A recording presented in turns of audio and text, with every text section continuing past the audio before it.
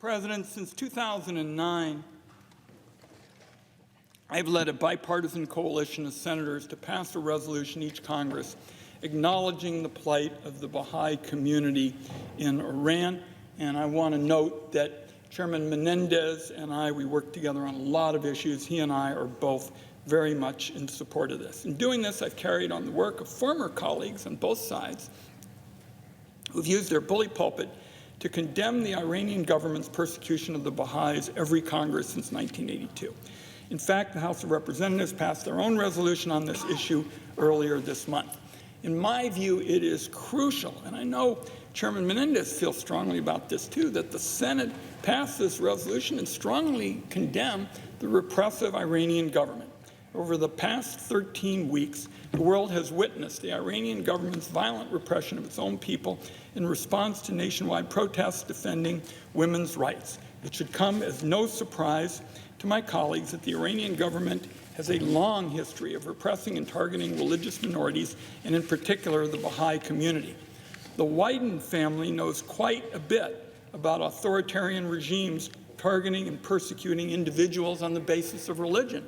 I know the distinguished President of the Senate has known several Wydens over the years who've lived in his home state and has heard the stories about how we fled the Nazis, our family. Not all got out. We lost family at Theresienstadt and other horrors. So we know a lot about these authoritarian regimes, and today the Baha'i community continues to face harassment, violence, dehumanization, and persecution in all forms. Baha'is in Iran are subject to arbitrary arrest and imprisonment, and they are denied access to higher education and certain occupations.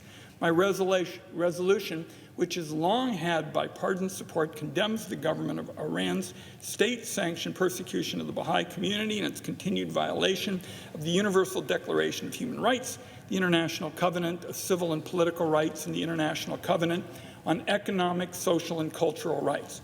The resolution further calls on the Iranian government to release all people detained or imprisoned solely on account of their religion and their campaign of hate against the Baha'is, and reverse policies that deny Baha'is and other religious minorities equal opportunities, freedoms, and rights under the law.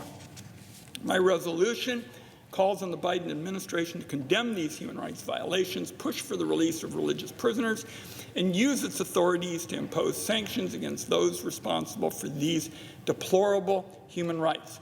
And I want to close again, Mr. President, by emphasizing that Chairman Menendez and I have a history of working together on this. Both of us have been strong supporters of the Baha'is and documenting these human rights issues, and at the end of the Congress you have all kinds of challenges with respect to the process, and I respect his views very much. So I ask unanimous consent that the Foreign Relations Committee be discharged from further consideration in the Senate. Now proceed to S-Res 183.